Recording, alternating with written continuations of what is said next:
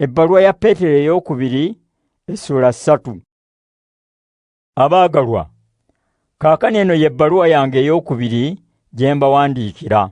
Mu bbaluwa zombi ngezezzaako okubakubiriza okuba n'endowooza eteriimu bukuusa, mulyoke mujjukire ebigambo ebyayogerwa edda abalanzi abatukuvu n'ebiragiro bya Mukama era Omulokozi ebyabaweebwa abatume bammwe.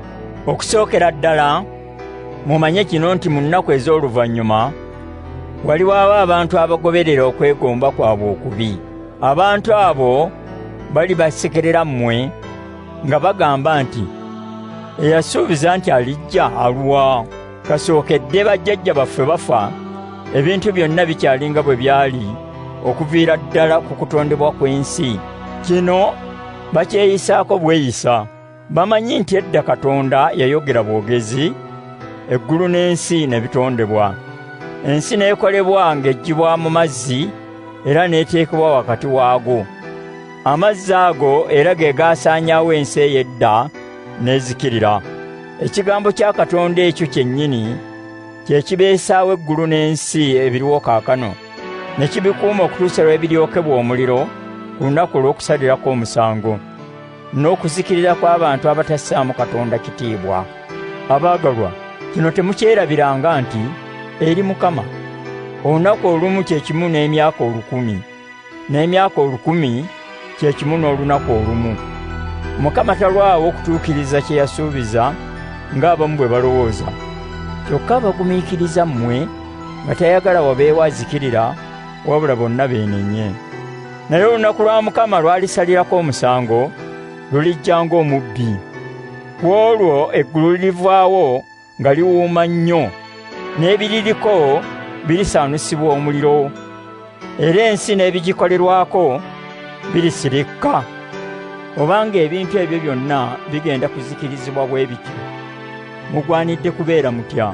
Mu bulamu bwammwe mugwanidde kuba batukuvu era abassaamu Katonda ekitiibwa, nga mulindirira era nga mwegomba nnyo olunaku Katonda lwalisalirako omusango lutuuke.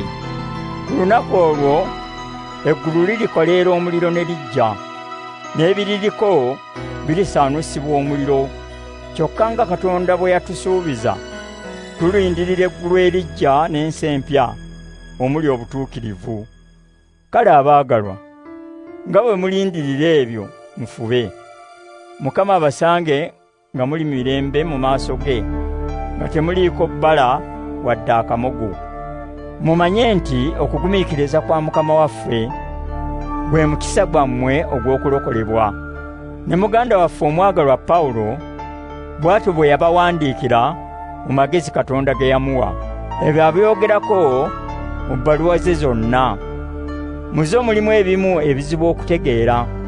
Abantu abatamanyi n'abatali banywevu bye bakyamya, nga bwe bakola ne ku byawandiikibwa ebirala, n'ekibaviiramu okuzikirira. Kale nno mmwe abaagalwa, ng'ebyo bwe mubitegedde nga bukyali, mwerinde muleme kubuzibwabuzibwa bukyamu bw'ababi ne muva we munyweredde. Naye mukule nga muyambibwa Mukama waffe era Omulokozi Yesu Kristo, nga mweyongera okumumanya. Yennyini aweebwenga ekitiibwa kaakano n'emirembe gyonna. Amiina.